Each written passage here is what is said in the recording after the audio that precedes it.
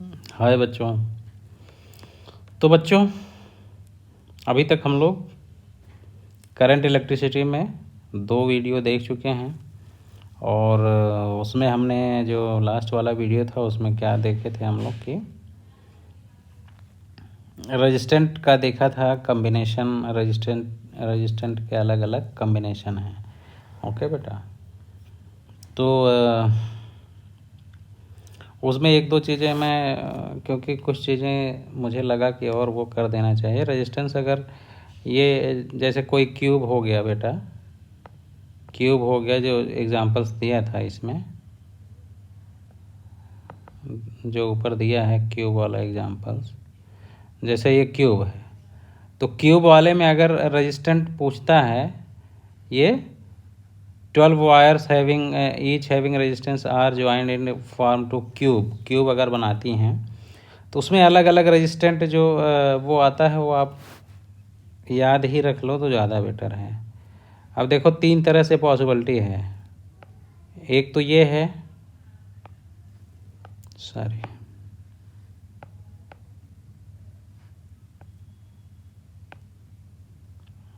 ठीक है बेटा, ये है। एक तो ये कंडीशन है कि यहाँ से करंट आए और ये घूमते घामते इधर से निकले, ठीक है। ये ए हुआ, ये मान लो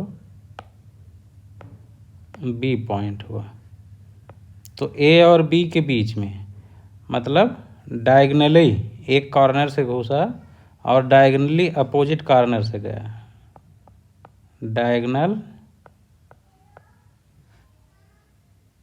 अपोजिट। तो इसके लिए जो आर इक्विवेलेंट होता है बेटा, वो क्या होता है,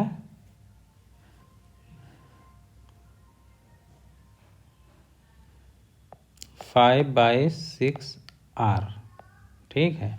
अगर एक सबका रेजिस्टेंट आर है इस तरह से। ये दूसरा कंडीशन क्या है, दूसरा कंडीशन क्या है बेटा, दूसरा कंडीशन है कि ये ए है, इधर से करंट गया और इधर से आ गया, ठीक है। मतलब ये पॉइंट, मतलब एक साइड से गया, उसी लाइन के थ्रू दूसरे से आ गया, तो इसका आर इक्विवेलेंट जो होता है 7/11 आर होता है, सॉरी 7/12 आर, ठीक। और तीसरी कंडीशन जो है वो भी बताना ज़रूरी है। इसमें एक साइड से करंट गया और इसी के डायगोनली उसी सरफेस पे इधर से निकला, ठीक है। तो इस कंडीशन में आर इक्विवेलेंट जो होता है 3/4 आर। आर इक्विवेलेंट क्या है, 3/4 आर, ठीक। तो ये 3 चीज़ें और याद रखना आप, ये क्योंकि निकालना बहुत कॉम्प्लिकेटेड हो जाता है, तो याद रहेगा तो आई थिंक इसमें 3 ही टाइप से क्वेश्चन आ सकते हैं। तो अगर याद रहेगा आपको तो इजी रहेगा, अगर याद नहीं है तो निकालने लगोगे सिमेट्री और किरचॉफ्स लॉ, एक तो एग्ज़ाम में टाइम बहुत जाएगा और दूसरा क्या है कि आंसर गलत होने के चांस रहेंगे, ठीक है बेटा। कलर कोडिंग में 1-2 चीज़ मुझे बताना था। कलर कोडिंग में जो तीसरा स्टेप है, ये पहला दूसरा, ठीक है, ये डिजिट हो गए, तीसरा मल्टीप्लायर हो गया कभी कभी जो है, और चौथा जो है टॉलरेंस है। टॉलरेंस में यहाँ पे एक चीज़ टॉलरेंस का जो है यहाँ पे बताया था, if fourth band is not present then tolerance is 20%। लेकिन अगर फोर्थ बैंड प्रेजेंट है तब क्या करोगे, प्रेजेंट है तो कैसा कलर होगा, या तो गोल्ड होगा और या तो सिल्वर होगा। तो गोल्ड के लिए टॉलरेंस 5% है और सिल्वर के लिए 10%, ठीक है, प्लस माइनस। जब और नहीं कोई कलर है तब वहाँ पे 20% करते हैं, तीसरा बैंड भी गोल्ड या सिल्वर हो सकता है। तीसरा बैंड जरूरी नहीं है गोल्ड सिल्वर ही हो, ये कलर भी होगा, ठीक है, कलर भी होगा। तो कलर भी होगा तो जो मल्टीप्लायर है वो मल्टीप्लाई के हिसाब से आएगा। 10 के पावर 0, 10 के पावर 1, 10, ये दोनों डिजिट हो गए। ये मल्टीप्लायर है, मल्टीप्लायर मतलब 10 के पावर 0, 10 के पावर 1, 10 के पावर 2, इस तरह से। लेकिन यहाँ कलर की जगह पर अगर गोल्ड और सिल्वर आ गया तो गोल्ड के लिए मल्टीप्लायर 0.1 होगा और सिल्वर है तो 0.01। ठीक है बेटा, तो ये चीज़ और ऐड करना है। अब हम आ जाते हैं इलेक्ट्रिक पावर। इलेक्ट्रिक पावर बेटा समझने वाली बात ये है,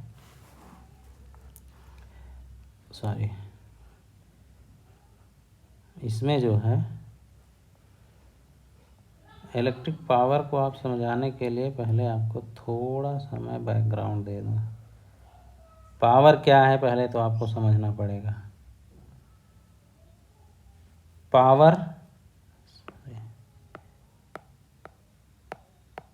पावर क्या है? Rate of work done, W/T। 1 second में कितना वर्क डन हो रहा है वो पावर होता है। और पावर का यूनिट क्या होता है? वाट। क्या होता है? वाट। ठीक है, वाट। और जूल एनर्जी का होता है जूल, तो जूल पर सेकेंड, ये पावर की यूनिट है।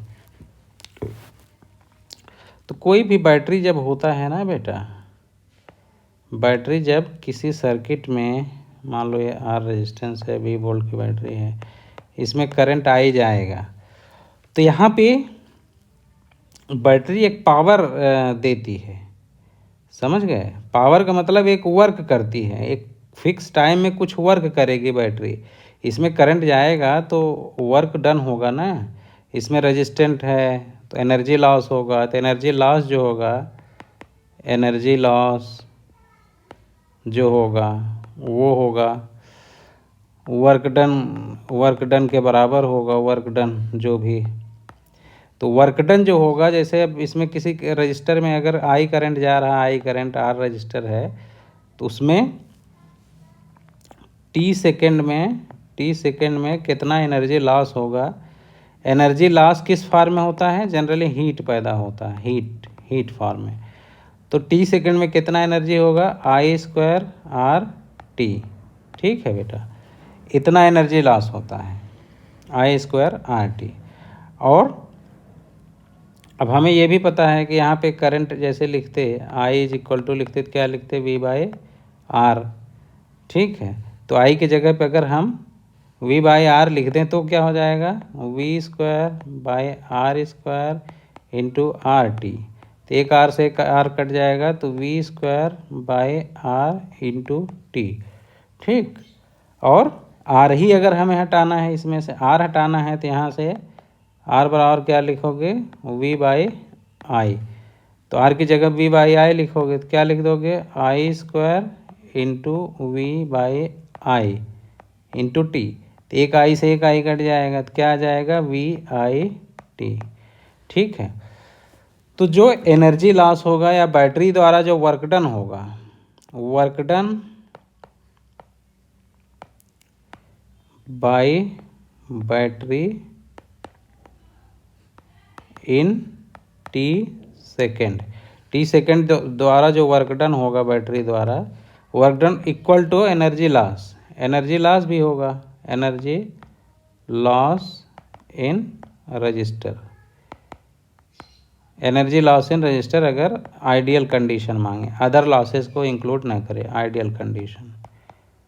ठीक है, तो क्या होगा वर्क डन बाय बैटरी बेटा? W = T सेकेंड में कितना वर्क डन या एनर्जी लॉस होगा या हीट जनरेट होगा। एनर्जी लॉस होना मतलब हीट जनरेट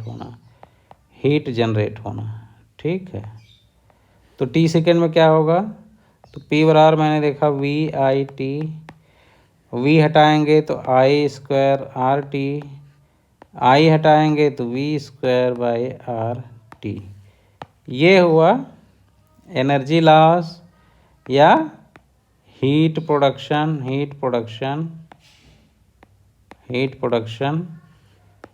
बाय रजिस्टर, या इसको और क्या कर सकते हैं, एनर्जी लॉस इन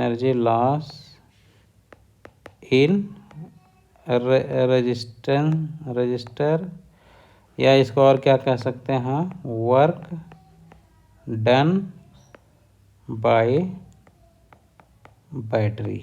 ठीक, ये तीनों चीज़ें सेम हैं।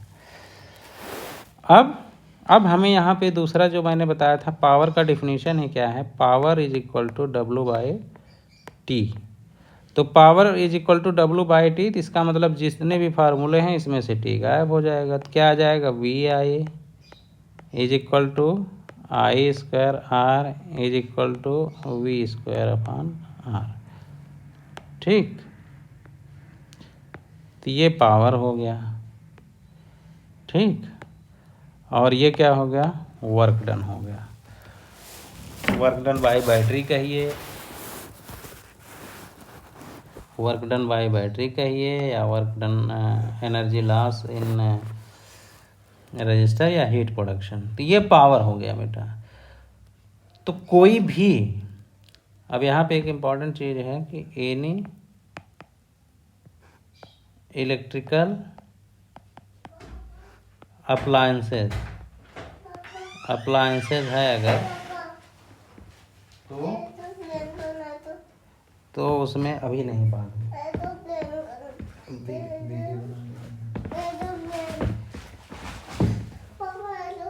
इलेक्ट्रिकल अप्लायंसेज है, तो उसमें जो है एक चीज़ हमेशा सबसे, फॉर एग्जाम्पल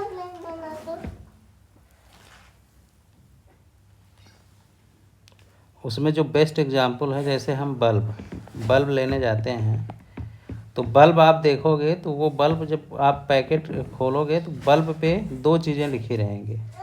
क्या क्या लिखा रहेगा, एक रहेगा मान लो 10 वाट है और 220 वोल्ट। मतलब क्या क्या लिखा रहेगा उस पर, वाट एंड वोल्ट लिखा रहेगा। ठीक है, कोई भी फ़ैन आप ख़रीदें, फ़ैन नया ख़रीदे, सीलिंग फ़ैन हुआ या टेबल फ़ैन, तो उस पर भी कहीं ना कहीं पैकेट पे या अंदर कहीं ना कहीं कुछ लिखा रहेगा उस पर। तो दो चीज़ें रहेंगी, एक तो मान लीजिए 50 वाट रहेगा और 200 वोल्ट। तो वाट और वोल्ट लिखा रहेगा, वाट और वोल्ट लिखा रहेगा। ठीक बेटा, तो वाट और वोल्ट लिखा रहेगा, उसका मतलब क्या हुआ, अगर कहीं पे लिखा है 10 वाट, अच्छा पावर का यूनिट वाट हो गया। ठीक है, एक चीज़ ये समझ में आ गया। दूसरा क्या है, अगर वाट को किलो वाट में बदलना हो तो 1 वाट बराबर 1/1000 किलो वाट, 1000 किलो वाट हो जाएगा। जैसे 1 ग्राम और 1 किलोग्राम, तो इसी तरह। तो 1 किलो वाट जो आवर होता है उसको एक यूनिट बोलते हैं, एक यूनिट बोलते हैं, वो अभी मैं बताऊंगा। तो 10 वाट और 220 वोल्ट लिखा है, तो इसका मतलब क्या हुआ, अगर 220 वोल्ट उसमें लगाओगे बैटरी, तो वो कितना पावर देगा, 10 वाट का। 10 वाट पावर का मतलब 10 जूल पर सेकेंड एनर्जी देगा। ठीक, 10 जूल पर सेकेंड, ये हुआ। अब ये है कि वोल्टेज अगर कम कर दोगे, मान लो हम 100 ही वोल्ट दे पाए, तो कितना, इतना पावर देगा क्या, तब उतना नहीं देगा। तो पावर क्या कर देगा, लेस पावर कम देगा बेटा, कम वोल्टेज कर दिए ना। तो जितना ये वोल्टेज लिखा है उतना वोल्टेज अगर उसको मिला तो उतना पावर देगा। ठीक है, तो घरों में हम लोगों की जो लाइट, बिजली, ये सब जितने वो आते हैं, तो घरों का जो पावर होता है, पावर जैसे बल्ब हुआ, लाइट्स हुआ, लाइट्स बल्ब सॉरी एक ही चीज़ है, फैन हुए, टीवी हुआ, ये सब, तो सब का पावर रहता है। ठीक है, एक सर्टेन वोल्टेज पे सर्टेन पावर लेते हैं। तो उसमें जो है, तो हम लोग उसका जो हम लोग बिजली का बिल जो आता है वो पावर ही रहता है, पावर रहता है किस में, किलोवाट आवर में, ठीक है, किलोवाट आवर में, किलोवाट घंटा। मतलब पावर जो हमारा हुआ, पावर तो हुआ VI, ठीक है। तो किलोवाट आवर का मतलब ये तो एनर्जी हो गया ना, एनर्जी हो गया, वर्क डन यानी एनर्जी, यानी कितना एनर्जी आप खर्च कर रहे हो, पावर खर्च कर रहे हो, यानी कि एक तरह से जूल। तो हमें एनर्जी निकालना है, तो एनर्जी क्या हो जाएगा, VIT, ठीक है। टाइम से गुणा करना पड़ेगा, तो टाइम से गुणा करोगे तो यहाँ पे एक चीज़ ये है कि VI तो हो गया P इंटू टी। तो नॉर्मल हम जूल जो निकालते हैं, जूल में T सेकंड में रहेगा, ठीक है, P तो वाट में है। लेकिन जो घरों की बिजली का खपत होता है, जो मीटर लगा होता है, तो उसका जो ये आता है उसमें क्या रहेगा, वाट जो है पावर वाट में है, और टाइम को जो है घंटे में रखेंगे। तो इसके लिए क्या करना होगा कि वाट जो ये पावर वाट में है, तो पहली बात तो 1000 से डिवाइड करना पड़ेगा, और टाइम सेकंड में है, ये सेकंड में है, तो इसको हम टाइम जो है आवर में कंटिन्यू करेंगे। तो इसको टाइम हम टी ही लिखें, लेकिन ये लिख दें कि यहाँ पे आवर, ठीक है। अगर सेकंड में है बेटा, तो 1 सेकंड में कितना घंटा होगा, 1/3600, ठीक। तो इतना आपको करना पड़ेगा। तो इसे यूनिट करते हैं, इसे यूनिट बोलते हैं, इसे क्या बोलते हैं, एक यूनिट, एक यूनिट। अब एक यूनिट का कितना चार्ज है आपके घर का, वो आपको बताता है। दूसरे वर्ड में हम इसको क्या कह सकते हैं, पावर बाय 1000 कर दिए, तो ये किलोवाट हो गया, किलोवाट।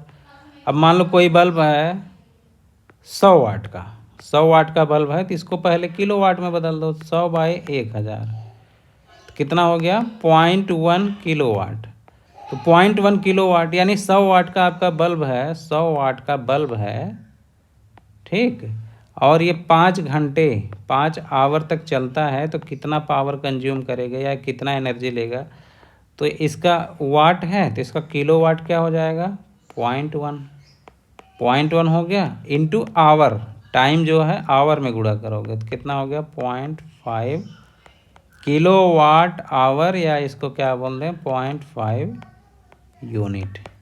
तो कितनी बिजली खर्च किया ये, 0.5 यूनिट। अब आपके घर मीटर का चार्ज 1 यूनिट का, अगर 1 यूनिट का मान लीजिए 8 रुपये है, 8 रुपये है, तो 0.5 यूनिट का कितना हो जाएगा, 8 इंटू 0.5 कितना हो गया, 4 रुपया।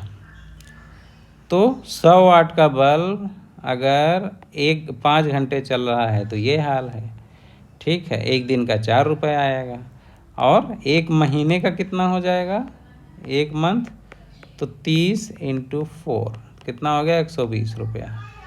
तो इसी तरह जितने भी आपके इंस्ट्रूमेंट हैं, फ़ैन है तो डेली कितना चल रहा है, लाइट्स हैं, ठीक है, टीवी है, रेफ्रिजरेटर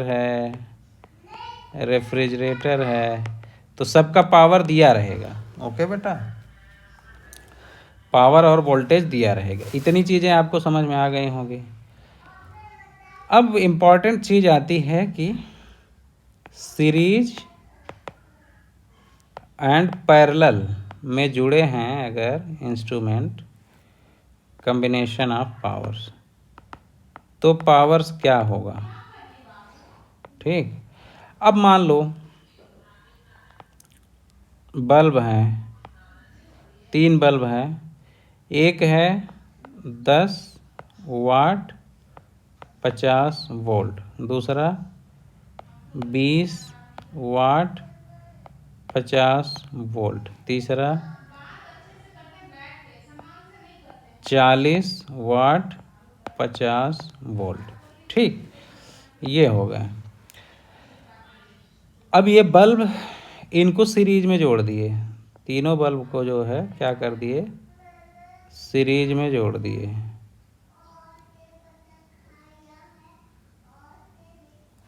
सीरीज में जोड़ दिए। एक बैटरी है, इससे जोड़ दिए, ठीक। मान लो 50 वोल्ट की बैटरी से ही जोड़ दिए। तो जाहिर सी बात है यार, 50 वोल्ट की बैटरी से जोड़ दिए तो ये वाला बल्ब कितना वाट देगा? ये 10 वाट देगा। ये कितना देगा? 20 वाट देगा। और ये कितना देगा? 40 वाट देगा। तो सबसे ज़्यादा पावर कौन दिया? 40 वाला। ठीक। तो सारे बल्ब के, अच्छा जो वैल्यू दिया है इसमें कहीं रेजिस्टेंस नहीं दिया है। No value, no resistance, no resistance, resistance नहीं है। और फार्मूले में हमको, फार्मूले से पावर निकालने के लिए या तो आई स्क्वायर आर या वी स्क्वायर बाई आर, हमको रेजिस्टेंस की ज़रूरत पड़ रही है। ठीक बेटा। तो उसके लिए अलग अलग बल्ब का, ये तो सिंपल ये हो गया, जितना वोल्ट दोनों सब पे मेंशन है उतना वोल्ट लगा दिए, तो सीधा सीधा आप बता दिए। अब यहाँ पे क्वेश्चन बदल तब जाएगा जब यहाँ पे हम कहें कि मान लो 30 वोल्ट, 30 वोल्ट की बैटरी लगा दिए। तो 30 वोल्ट की बैटरी लगा दिए तो किसका पावर क्या होगा? ठीक। तो ये बेटा थोड़ा सा अब आपको दिक्कत ये होगा कि 50 वोल्ट पे जो है ये 40 दे रहे हैं, तो 30 वोल्ट सबका वोल्टेज अगर कम हो जाएगा तो ये उतना ही वोल्टेज पे ये कम देगा, ये उससे ज़्यादा देगा, ये ज़्यादा। तब भी आप बता सकते हो कि ये वाला तीसरा वाला ज़्यादा ग्लो करेगा, ज़्यादा ये एनर्जी देगा, मतलब ज़्यादा तेज़ चमकेगा, ये ज़्यादा रोशनी देगी। ठीक है। अब और कॉम्प्लिकेटेड तब ये हो जाएगा जब हम ये कह दें कि ये जो वोल्टेज है ये भी अलग अलग, 40 वोल्ट के साथ मान लो 40 वाट के साथ 15 वोल्ट, और 20 वाले के साथ मान लो यहाँ पे कुछ 8 कर दिया, और 10 वाले के साथ मान लो कुछ 4 कर दिया, 4 वोल्ट। ठीक। अब क्या करोगे? अब इनको 30 वोल्ट की बैटरी से जोड़ दिया। कोई पूछे कि मैक्सिमम लाइट कौन देगा, मैक्सिमम लाइट कौन बल्ब देगा? ठीक, मैक्सिमम लाइट कौन बल्ब देगा? तो यहाँ पे कहना मुश्किल हो जाता है, या किसमें मैक्सिमम पावर, मैक्सिमम लाइट मतलब मैक्सिमम पावर जिसमें आए, मैक्सिमम पावर। ठीक, मैक्सिमम पावर जिसमें आए, क्योंकि वोल्टेज अलग अलग है। इसको 8 वोल्ट मिलेगा 20 वाट देगा, इसको 15 वोल्ट मिलेगा 40 वोल्ट देगा, इसको 4 वोल्ट मिलेगा। अब सीरीज में क्या है कि यहाँ पे वोल्टेज 30 वोल्ट है, तो वोल्टेज यहाँ पे जो V1 V2 V3 होगा अलग अलग होगा। ठीक है। तो यहाँ पे खाली क्या होगा, सेम क्या होगा, वो करंट होगा, करंट सेम होगा। तो पहले करंट निकालोगे सबका करंट निकालने के लिए क्या करोगे, I = V by R equivalent, सबका रेजिस्टेंस निकालना पड़ेगा। ठीक है बेटा। तो यहाँ से हमें एक चीज़ सबका मिलेगा जो बदलने वाले, यहाँ वाट वोल्ट ये सब बदल सकता है तीनों बल्ब का, लेकिन एक चीज़ नहीं बदलेगा, उसका क्या होगा, रेजिस्टेंस। रेजिस्टेंस जो होगा आर क्या होगा, अब देखो P बराबर V² बाई आर है, तो यहाँ से R बराबर क्या हो गया, V² बाई P। ठीक। तो अब यहाँ पे हम ऐसे कहें कि तीनों बल्ब का अगर रेजिस्टेंस मान लो R1 R2 और R1 R2 R3, ये हैं तीनों का रेजिस्टेंस, ऐसे बैटरी से जुड़ गया है। अब तीन रजिस्टर हैं ऐसे जुड़े हुए हैं इसमें। अब कोई बोले P1 P2 P3, तो इसमें बोले कोई बेटा, तो सबसे ज़्यादा पावर किस में? अब करंट तो यहाँ पे सेम आई जाएगा, इधर से आई आएगा, तो पावर P1 क्या होगा, I² बाई R1, P2 क्या होगा, I² बाई R2, P3 क्या होगा, I² बाई R3। ठीक। तो इस फॉर्म में आप ये बता सकते हैं, क्योंकि आई सबका सेम है तो रेजिस्टेंस जिसका ज़्यादा होगा, अगर R1 अगर मोर है R2 से, मोर है R3 से, तो एक चीज़ क्लियर हो गई कि मोर रेजिस्टेंस तो यहाँ पे उसी तरह P1 भी मोर होगा P2 से, P2 मोर होगा P3 से। More resistance is equal to more power. जितना रेजिस्टेंस होगा उतना ज़्यादा पावर होगा। क्यों? क्योंकि आई सेम है। तो रेजिस्टेंस के लिए इक्विवेलेंट हम कैसे लिखते हैं? R equivalent. यहाँ पे हम ये कह सकते हैं कि इन तीनों को हटा के एक रेजिस्टेंस ऐसे लगा दें, ऐसे लगा दें, ठीक है, तो ये आर इक्विवेलेंट हो जाए, ठीक है। तो आर इक्विवेलेंट बराबर R1 plus R2 plus R3 हो जाए। तो इसी तरह P इक्विवेलेंट, तीनों का पावर अगर मिलाओगे तो P1 plus P2 plus P3 हो जाएगा, है कि नहीं? ठीक है। तो तीनों का पावर जो मिलेगा, इसका पावर प्लस इसका पावर प्लस इसका पावर जोड़ दो, ये हो जाएगा। कितना आसान है, ठीक। तो आर इक्विवेलेंट तो ये होगा बेटा, लेकिन P इक्विवेलेंट जो है ये नहीं होगा, ये नहीं होगा, ठीक है। तो सीरीज में अगर 3 बल्ब 4 बल्ब जितने भी लगे हैं तो सबका पावर जो है P1 plus P2 plus P3 नहीं होगा, ठीक है। क्यों? क्योंकि हमें रेजिस्टेंस निकालना होता है। रेजिस्टेंस सबका सीरीज में हो सकता है, लेकिन पावर सीधे सीधे P1 plus P2 plus P3 नहीं हो सकता है। क्यों? अब देखो तीनों जो बल्ब थे, तो अब तीनों बल्ब थे मान लो, तो पावर सबका दिया है, वोल्टेज दिया है P1 V1 P2 V2 P3 V3, इस तरह से सबका दिया है। अब इसको थोड़ा आसान करने के लिए हम सबका वोल्टेज मान लो सेम रखें, ठीक है।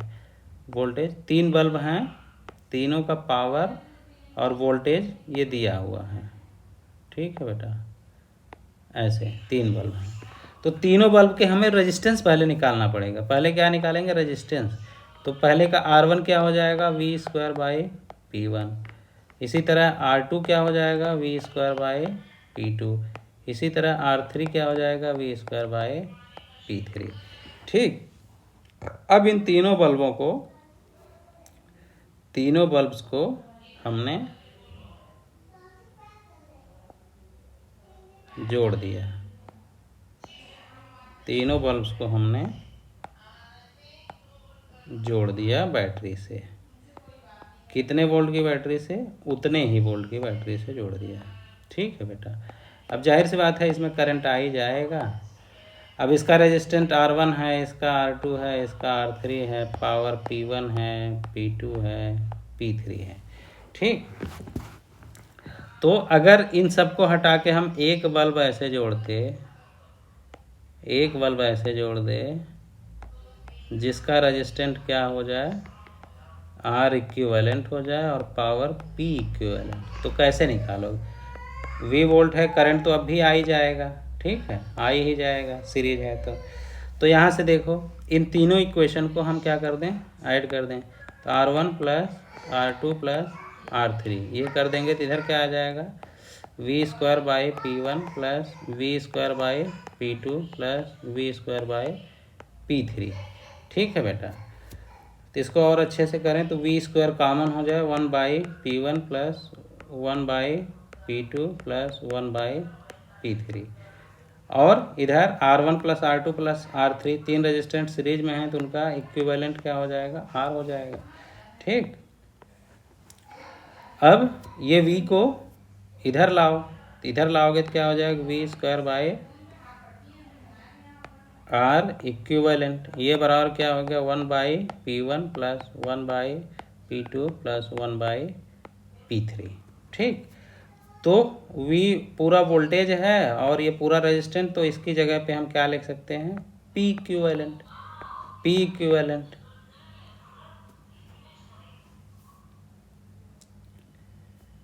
सॉरी, यहाँ पे ये जो V कॉमन है तो इधर लाओगे तो नीचे हो जाएगा ना बेटा, इधर लाओगे इसको भी इधर लाओगे तो क्या हो जाएगा? R equivalent by V square, ठीक। तो R equivalent by V square, तो क्या हो जाएगा? P बराबर V square by R equivalent है, तो 1/p बराबर हो जाएगा R equivalent by V square, होगा ना। तो हम यहाँ पे क्या लिख देंगे 1/p, 1/p। तो इधर क्या हो जाएगा 1/p1 plus 1/p2 plus 1/p3। ठीक, तो P इक्विवेलेंट जो होगा, इक्विवेलेंट P जो होगा, उन तीनों की जगह पे एक ऐसा बल्ब रखें जो जिस पे वोल्टेज उतना ही लगे, तो उसका जो पावर होगा वो क्या होगा 1/p is equal to 1/p1। ये सीरीज के लिए है, सीरीज के लिए। ठीक है, तो अब यहाँ पे आपको समझ में आ गया होगा कि सीरीज में रेजिस्टेंट का उल्टा है, रेजिस्टेंट का अपोजिट है, अगर सिर्फ पावर को जोड़ना है। अच्छा, एक चीज़ यहाँ पे मैंने क्या लिया था, सबका जो मार्किंग था, सबका वोल्टेज सेम लिया था। ठीक है, सबका वोल्टेज सेम लिया था। अगर सबका वोल्टेज भी अलग अलग ले लेता, V1 V2 V3, और यहाँ पे अलग वोल्ट की बैटरी लगाते तो बहुत कॉम्प्लिकेटेड हो जाता। तो यहाँ पे क्या है कि V1 square V2 square V3 square सबका अलग अलग रेजिस्टेंस लेते, तो ये जो V स्क्वायर कॉमन है ये अलग अलग रहता, तो ये कॉमन कोई आता नहीं, तो V1 V2 V3 इस तरह से ही करना पड़ता। ठीक है, तो वो और कॉम्प्लिकेटेड हो जाएगा। इसका मतलब एक चीज़ तो क्लियर हो गया कि अगर इफ अप्लायंसेस, जो भी इंस्ट्रूमेंट है इलेक्ट्रिक अप्लायंसेस मार्क्ड, जिस पे क्या हो वोल्टेज सेम हो, मार्क्ड डिफरेंट पावर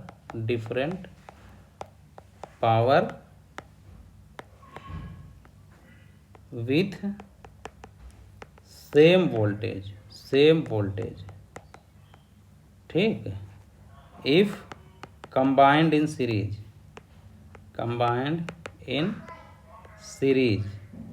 तो सबसे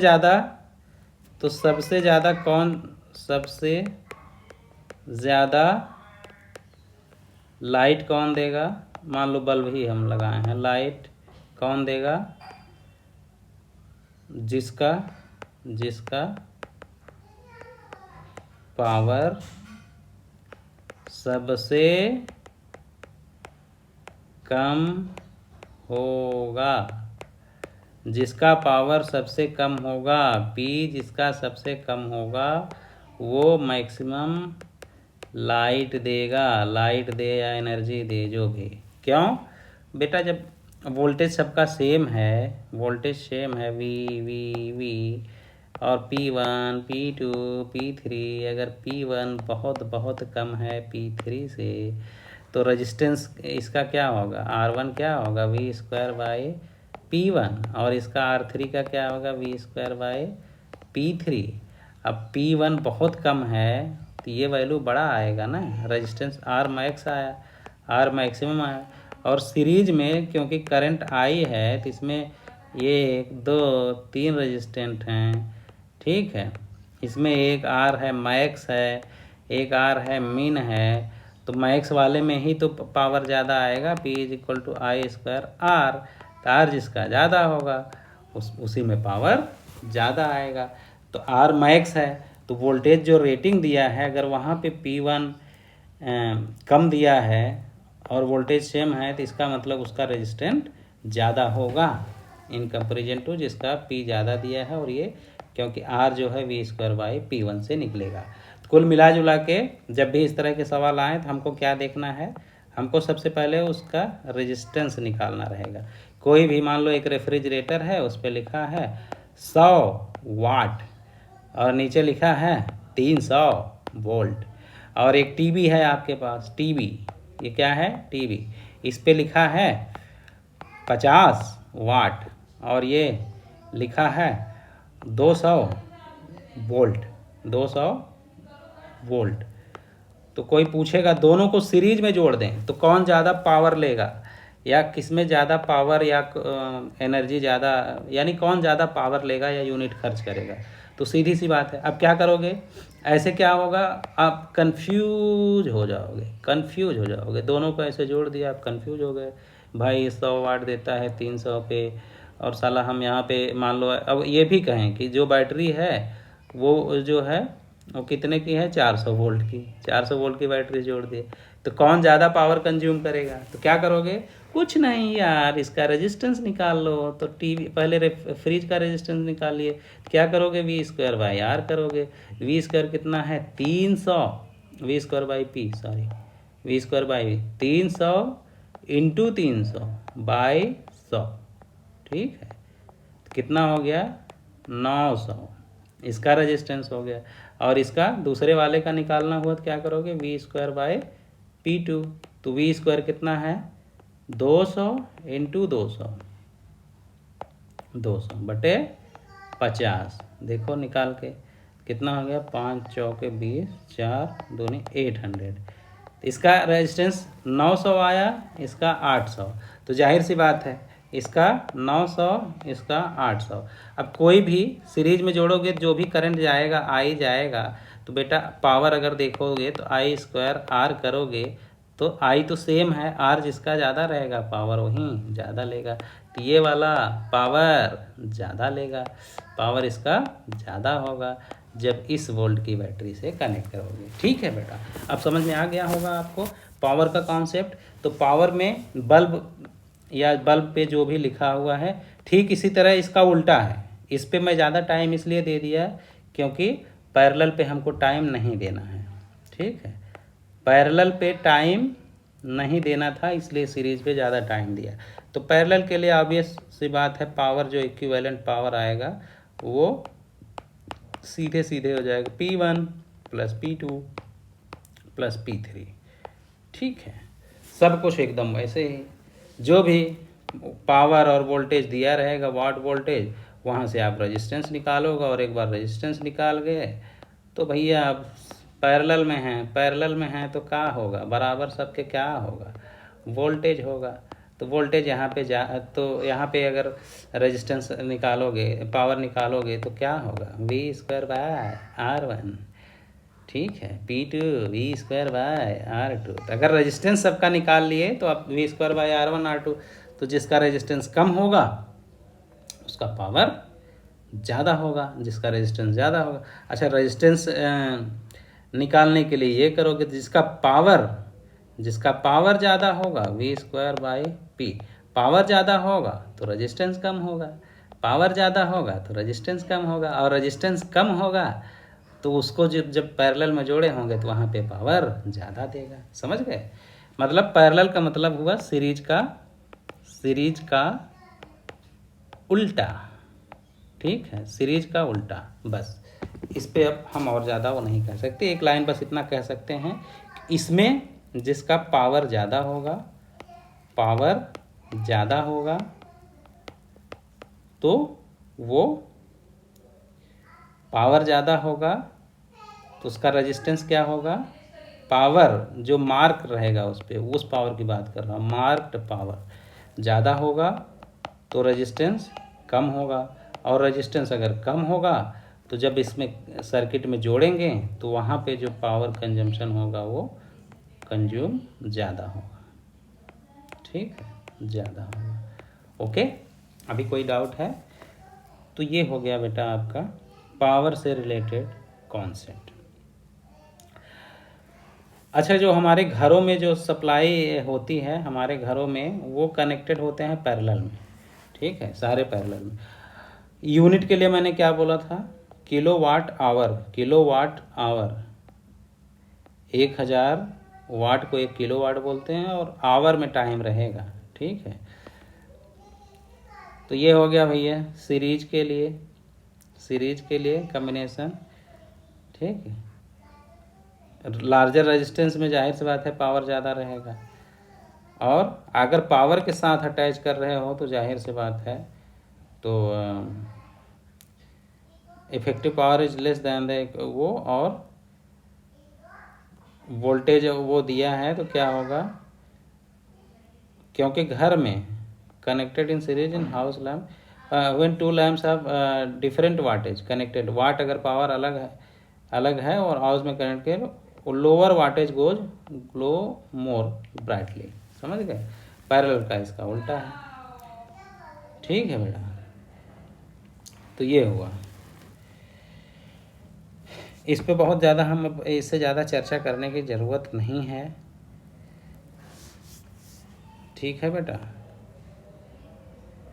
एक चीज़ आप याद कर लेना, फ्यूज वायर जो होता है, फ्यूज जो हम लोगों को जब वोल्टेज बहुत ज़्यादा आ जाता है तो फ्यूज वायर एक लगा होता है ना, तो वो उड़ जाता है। उड़ने का मतलब वो जल जाता है। ठीक है, तो जल जाता है तो पूरा लाइट कट हो जाती है घर की, ताकि कोई इंस्ट्रूमेंट जलने से बच जाए।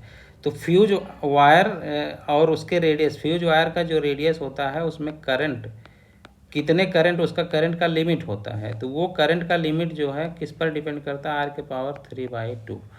तो ये याद रख लेना, हालांकि इस पर कभी आया नहीं है, लेकिन R⁻3/2 पर डिपेंड करता है। Current capacity of fuse is independent of length, length पर इंडिपेंडेंट है लेकिन रेडियस पे 3/2 है। ठीक है, अब अगर वही है T1 T2 time taken by two different coil producing same heat produce करने में, मतलब उतना एनर्जी प्रोड्यूस करने में टाइम T1, दो अलग अलग हीटर हैं, एक T1 ले रहा है, एक T2 ले रहा है, तो दोनों को अगर सीरीज में जोड़ दिए तो प्रोड्यूस करने में टाइम जो लगेगा T1 + T2 है। ठीक, और पैरेलल में जोड़ दिए तो टाइम, तो सीरीज और पैरेलल कैसा है? लाइक रेजिस्टेंस की तरह है। ठीक है, तो दोनों का रेजिस्टेंस जैसे वो हो जाएगा तो उसी तरह से टाइम लगेगा। ठीक,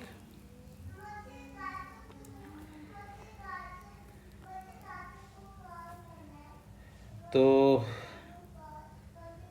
रेजिस्टेंस जो निकालते हैं, जो किसी पर रेटेड पहले से रहेगा तो रेटेड बाय ये करके निकाल लेंगे। ये सब मैं बता चुका हूँ बेटा।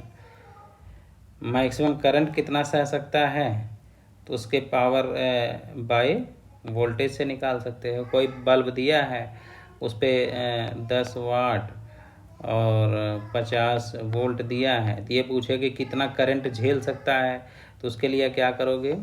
P दिया है और V दिया है, तो P बराबर VI है, VI, तो I बराबर निकाल लोगे P/V। ठीक, ये निकाल लोगे। ओके बेटा,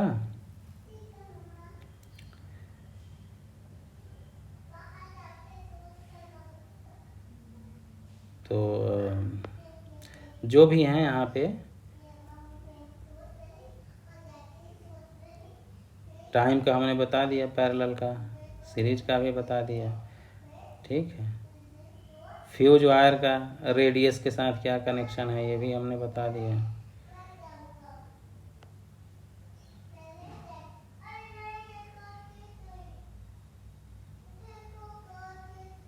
ठीक है, रेजिस्टेंस है, उसमें हीट प्रोडक्शन जो होगा, तो बेटा यार जाहिर सी बात है, हीट मतलब एक तरह से एनर्जी हुआ। एनर्जी क्या हुआ? I²RT। ठीक है, तो R के प्रोपोर्शनल होगा। किसके प्रोपोर्शनल? R के प्रोपोर्शनल। तो H1 H2 करोगे तो R2 R1 हो जाएगा। अब यहाँ पे कुछ एग्जाम्पल्स आ जाते हैं। एग्जाम्पल्स में अब जैसे यहाँ पे दिया है, temperature coefficient of resistance of wire is इतना at 300 kelvin, its resistance is 1 ohm. At what temperature the resistance of wire will be 2 ohm. तो फार्मूला क्या है बेटा? यहाँ देखो दिया है, RT इज इक्वल RT, मतलब T टेम्परेचर पे ये क्या हो जाएगा? 2 ओम। तो RT की जगह 2 रखोगे।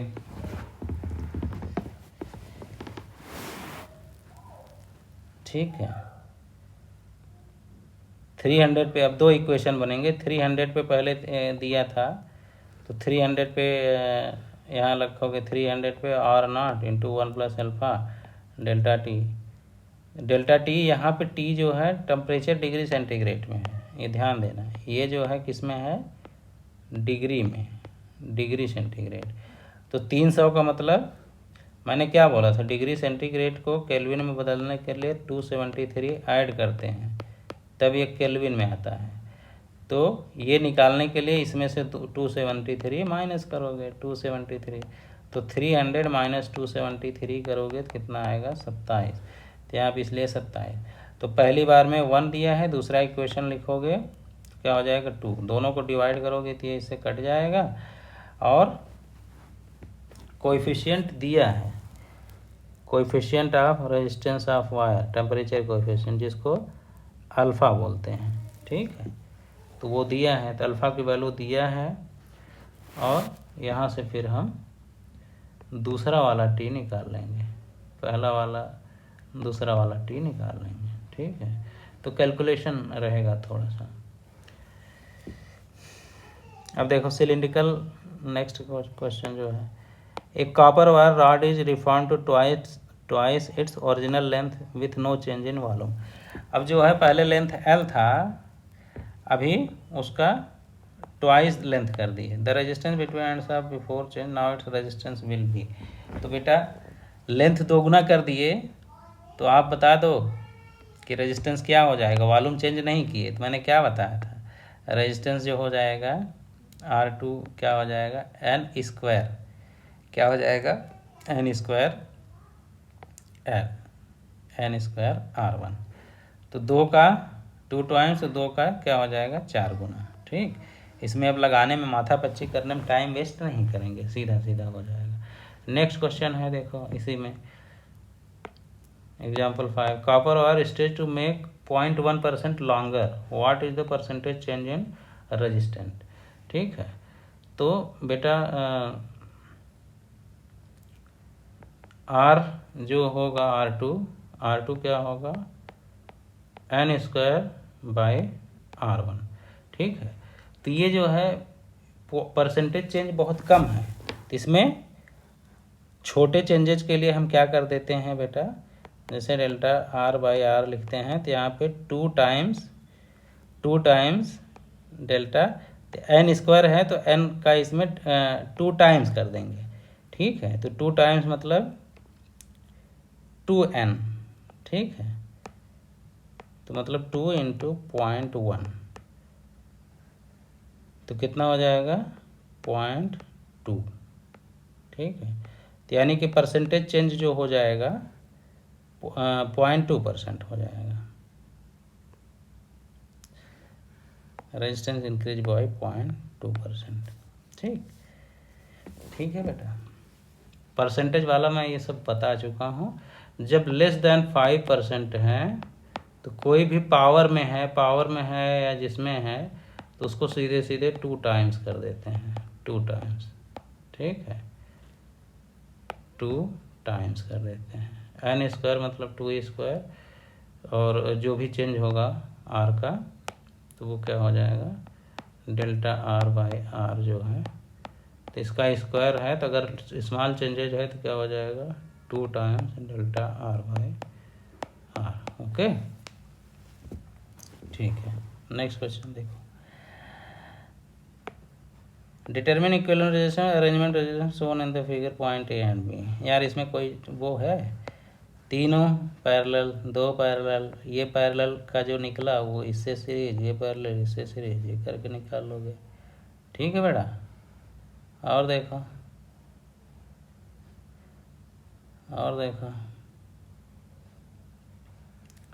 एग्जाम्पल 7 में देखो, वायर है रेजिस्टेंस इतना stretch by 1/10 of original length, then resistance है 1/10, ओरिजिनल लेंथ का 1/10 हो गया।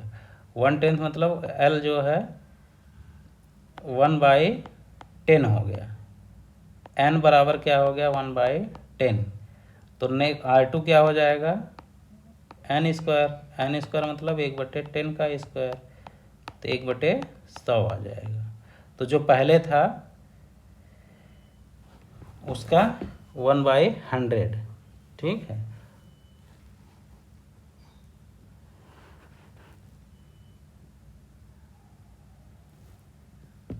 वन बाई 100 तो 1/100 हो गया। पहले रेजिस्टेंट अगर 10 ओम था, 10 बटा 100, कितना हो गया 0.1, ठीक है 0.1।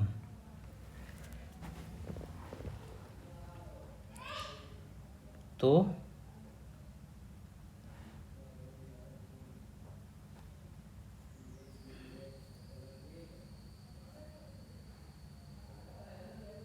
ये परसेंटेज चेंज होगा बेटा, टोटल रेजिस्टेंट जो है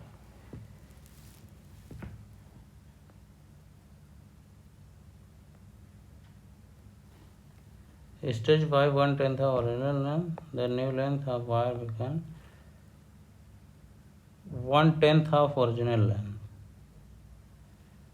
अच्छा, तो पहले लेंथ जो भी था L प्लस L/10 हो जाएगा, ठीक है। तो ये कितना हो गया 11L/10, ठीक। तो N कितना हो गया, पहले L था बाद में 11L/10 हो गया, तो N कितना टाइम्स हो गया 11/10, ठीक है। अब इसका स्क्वायर कर दोगे, बात समझ में आई बेटा। देखो 1/10 L कर दिए, लेकिन L2 कितना हुआ ये समझना है, ठीक है।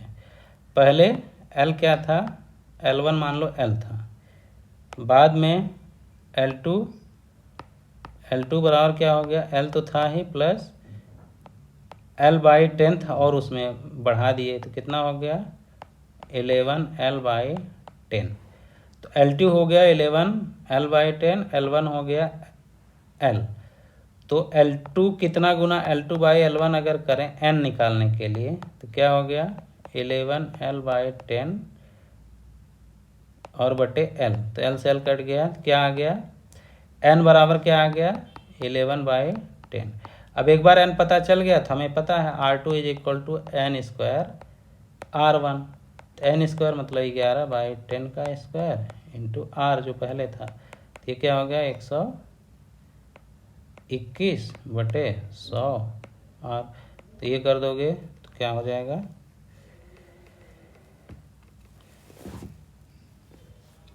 क्या हो जाएगा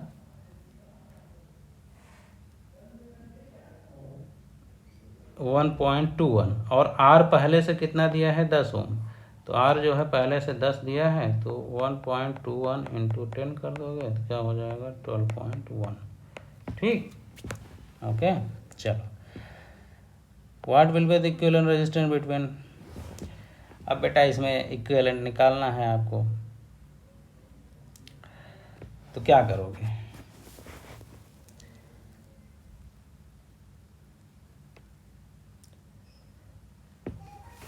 तो इसके लिए बेटा आप देखो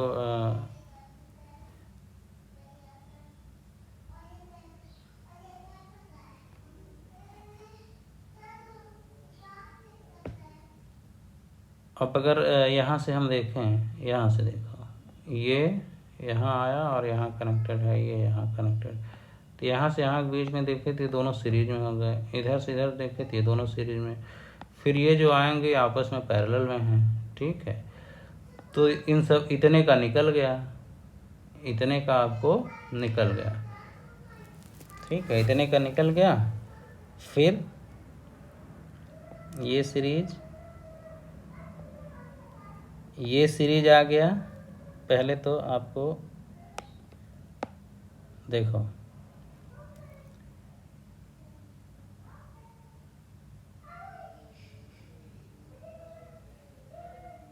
ये सीरीज हो गया, और ये सीरीज जब निकला तो ये इसके साथ सीरीज में रहेगा, ठीक है, इसके साथ सीरीज में, ओके। तो यहाँ पे देखो वहीं क्या R2 और R3 सीरीज में है, R2 R3 सीरीज में, तो ये निकल गया। फिर R5 R6 भी सीरीज में है, ये सीरीज हो गया। फिर ये दोनों आपस में पैरेलल हैं, ये दोनों आपस में पैरेलल में हैं, ये तो ये कॉमन पॉइंट हो गया ये, और इधर का भी ये कॉमन, यहाँ पे एक पैरेलल में आ गया, ठीक। तो पैरेलल में आ गया, और उसके बाद जो है उसके बाद ये तीनों सीरीज में हो जाएंगे। किसके किसके बीच निकालना है? Between 2 points A and D, A और डी के बीच में। ए और डी के बीच में निकालना है तो सी को तो छोड़ देंगे और बी को छोड़ देंगे। तो हमें बेसिकली यहाँ से चलना है, हमें बेसिकली कहाँ से चलना है? यहाँ से चलना है, ऐसे ऐसे ऐसे ऐसे, ठीक। तो ये सीरीज में हुए, ये सीरीज में हुआ, ये दोनों वो करोगे तो पैरेलल हो जाएगा, तो फाइनली ऐसे आ जाएगा, ये आ जाएगा, ये डी, ये सी, ये और ये इंक्लूड नहीं होंगे उसमें, ठीक है बेटा। नेक्स्ट क्वेश्चन देखो। वायर 1 मीटर लॉन्ग है, resistance uniformly stage so that its length increased by 25%, then its resistant will increase by. यार 25% हो गया तो पहले एल, फिर वहीं करोगे, पहले एल, L1 मान लो L था, बाद में L2 कितना हो गया? L प्लस 25%, 25/100 L कितना हो गया? L प्लस 1/4 L, तो कितना हो गया?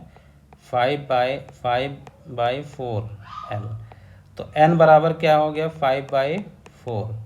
तो n बराबर 5/4 हो गया, तो रेजिस्टेंस जो R2 होगा क्या हो जाएगा? n स्क्वायर R, ठीक। तो 25/16, और पहले R कितना था? R1 1 था, तो ये हो गया, बाद का इतना हो गया 25/16। तो पहले 1 था, बाद में 25/16 हो गया। तो रेजिस्टेंस कितना टाइम्स बढ़ गया? कितना टाइम्स बढ़ गया बेटा?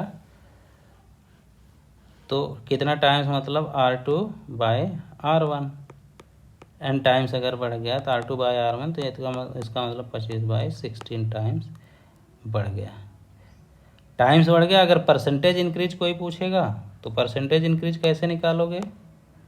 परसेंटेज इंक्रीज तो पहले कितना था, बाद में कितना है, तो चेंज कितना हुआ? डेल्टा R/R निकालना है, ठीक है। तो 25/16 माइनस 1, ये डेल्टा R हो गया, और बटे 1 पहले से था ही, इंटू 100, ठीक। तो 25 माइनस 1, तो यहाँ पे 16 से मिल रही, 25 माइनस 16 कितना हो गया? 9/16 गुणे 100, ठीक। तो ये कितना आ जाएगा? जो भी आएगा, कटने वाला तो है नहीं, तो इसको ऐसे करो, 4 चौक 16, 25 चौका 100, ठीक। 4 6 24, 4 2 4 6 24, 1 10, 4 2 4 5 6.25 इंटू 9 945, 4 9 6 54 2 56, 56.2%। देखो आ गया 56.2%। तो आंसर क्या हो गया? ये हो गया, ठीक। रेजिस्टेंस पे इसलिए मैं ज़्यादा बता रहा हूँ क्योंकि इस पे सवाल आते हैं, बहुत आए हुए हैं। नेक्स्ट क्वेश्चन देखो, 10th। वायर हैज रेजिस्टेंस इतना its melted and drawn to the wire half of its initial length, what will be the new resistance of the wire. Same wire को ही मेल्ट करके, तो मतलब वॉल्यूम लॉस नहीं होगा। तो पहले L था, बाद में L/2 हो गया, तो N क्या हो गया? 1/2। तो इसका रेजिस्टेंस न्यू का R2 क्या हो जाएगा? n square R1। तो n स्क्वायर मतलब 1/2 का स्क्वायर 1/4 हो गया। R पहले 16 था, तो इंटू 16, तो कितना हो गया? 4 से डिवाइड कर दे, 4 हो गया। तो न्यू रेजिस्टेंस क्या हो गया? 4। अब रजिस्टिविटी ऑफ सिल्वर 0 पर दिया है, इतना है, और इस टेम्परेचर को इतना है, तो 80 पे बताना है। तो रो T बराबर रो 0 इंटू 1 प्लस अल्फ़ा T, ठीक। तो भैया 80 पे बताना है इसका टेम्परेचर, 0 पे दिया है, तो 0 से 80, तो डेल्टा T क्या कर दें? डेल्टा T हम 80 कर दें सीधा सीधा। तो 0 का दिया ही है, तो यहाँ पे 0 पर इसकी वैल्यू ये दिया है, और कोएफिशिएंट जो है ये दिया है, अल्फ़ा 1 रहेगा, T की जगह पर 80 लिख देंगे, तो सीधे सीधे कैलकुलेट करके निकाल लेंगे। Alpha into delta T. Okay, ठीक। अब देखो ये बल्ब वाला आ गया, बल्ब वाला देखो 12। बल्ब हैज वोल्टेज इतना एंड पावर रेटिंग 40। बल्ब पे क्या लिखा है 40 और 220, 40 watt. How can this bulb be made to glow with normal brightness if a voltage source of 330 volt is available. ठीक है,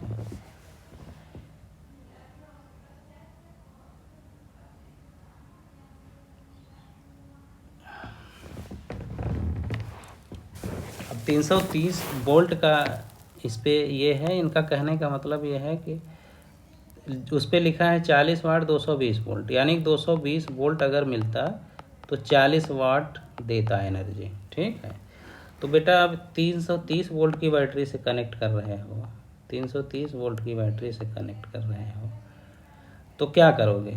तो पूरा वोल्ट इस पे दोगे तो बहुत ज़्यादा पावर देगा V²/R। हम क्या करेंगे, ऐसा कुछ करें, ऐसा कुछ करें, ऐसा कुछ करें, एक रेजिस्टेंस यहाँ और लगा दें, मान लो R डैश, और इसका बल्ब का तो है ही R।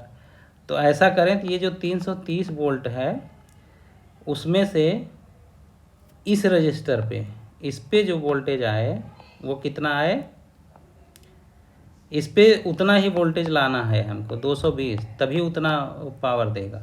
तो 220 इस पे वोल्टेज आए तो इस पे वोल्टेज कितना बचेगा 110, 110 वोल्ट इस पे बचेगा। ठीक है बेटा, तो इस रेजिस्टेंस पे 110 वोल्ट बचेगा। तो 110 वोल्ट, तो अब कोई करंट पूछेगा तो ये इसका ये दिया है तो इसका रेजिस्टेंस तो निकाल ही लोगे, क्या हो जाएगा V²/P, तो इसका रेजिस्टेंस निकल गया। ठीक है, इसका रेजिस्टेंस हमें नहीं पता है जो कि निकालना है। और इस सर्किट में जो करंट होगा सेम होगा, I बराबर 330/R, इसका R प्लस R डैश, इसका R तो हम निकाल लिए। ठीक है, इसका R हम निकाल लिए, और वोल्टेज जो टोटल वोल्टेज है, तो एक वोल्टेज का फार्मूला हो जाएगा V जो 110 है, 110 ये V किसके बराबर होगा यहाँ I इंटू R डैश। तो ये I की जगह पे ये लिख दोगे, I की जगह पे ये लिख दो, तो क्या हो जाएगा 110 बराबर 330/R, इसका R निकल चुका है, क्या हो जाएगा V²/P, कितना हो तो 220 का स्क्वायर बाय 40, इस तरह से। तो वो R लिख दोगे यहाँ पे। ठीक है, 220 का स्क्वायर बाय 40 और प्लस R डैश, तो इसमें R डैश ही खाली अननोन है, अब इसको मल्टी इंटू ऊपर भी R है, R/R डैश। तो इसको जब सॉल्व करोगे तो थोड़ा लंबा है लेकिन सॉल्व करोगे तो निकल जाएगा। देखो नेक्स्ट एग्जाम, 2 बल्ब 25 और 30 वाट का है और सबका 220 वोल्ट लिखा हुआ है, connected in series with 440 volt supply, which bulb will fuse. तो अब रेजिस्टेंस देख लो बेटा, किसका रेजिस्टेंस ज़्यादा होगा, ये हो गया V²/25, ये हो गया V²/30। ठीक है, तो पावर जिसका पावर ज़्यादा है, जिसका पावर सीरीज में है, सीरीज में है, जिसका पावर कम है वो ज़्यादा ग्लो करेगा। क्यों? क्योंकि उसका रेजिस्टेंस ज़्यादा होगा, पावर कम है तो रेजिस्टेंस ज़्यादा होगा, तो ये 25 वाला ज़्यादा ग्लो करेगा। अब बहुत ज़्यादा वोल्टेज बढ़ाओगे तो बहुत ज़्यादा हीट उत्पन्न करेगा, तो जल्दी कौन जलेगा, जल्दी कौन जलेगा बेटा, hence the bulb 25 what will fuse early. ठीक, इसी तरह नेक्स्ट क्वेश्चन है, व्हाट विल हैपन व्हेन 40 वाट इतना वोल्ट लैम्प एंड इतना वोल्ट इतना लैम्प आर कनेक्टेड सेपरेट। तो फिर वही है, फिर देखोगे, देखो वोल्टेज सबका सेम दिया है, 40 वाट वाला है तो ये ज़्यादा लाइट सीरीज में है तो ये ज़्यादा हीट प्रोड्यूस करेगा। ठीक है, ज़्यादा हीट प्रोड्यूस करेगा, कितना हीट प्रोड्यूस करेगा वो आप बता सकते हो।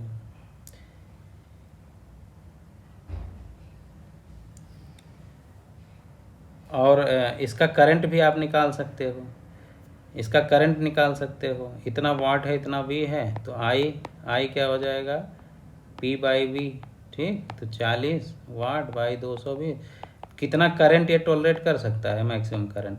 अब ये सीरीज में जोड़े हैं, दोनों का रेजिस्टेंस निकाल लिए, इतना वोल्ट की बैटरी जोड़े हैं, और करंट जिसका करंट जो भी आएगा, अगर करंट ज़्यादा होगा इसके लिमिट से तो फ्यूज कर जाएगा। तो ये निकाल लोगे आप, ठीक है।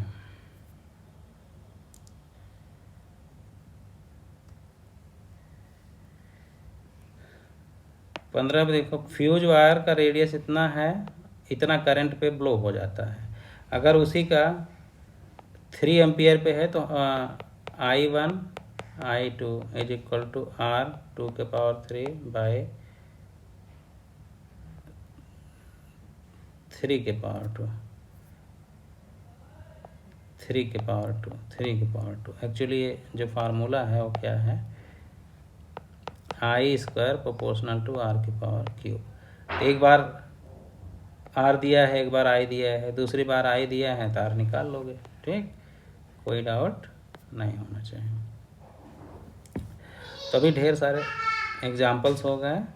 अब हम आएंगे नेक्स्ट वीडियो में, कंटिन्यू करेंगे सेल्स या बैटरीज, ये बहुत इम्पोर्टेंट है।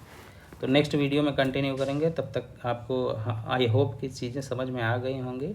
नहीं समझ में आई हैं तो आप कमेंट कर सकते हैं, हम उसको और डिटेल में आपको समझा सकते हैं। ओके, तो ठीक है, मिलते हैं नेक्स्ट वीडियो में नेक्स्ट टाइम, और तब तक के लिए आप इन चीज़ों को दोहराइए और इसको समझिए। कोई भी डाउट हो, किसी तरह का कोई कन्फ्यूजन हो तो मुझे कमेंट भी ज़रूर करिए। ओके बेटा, चलो।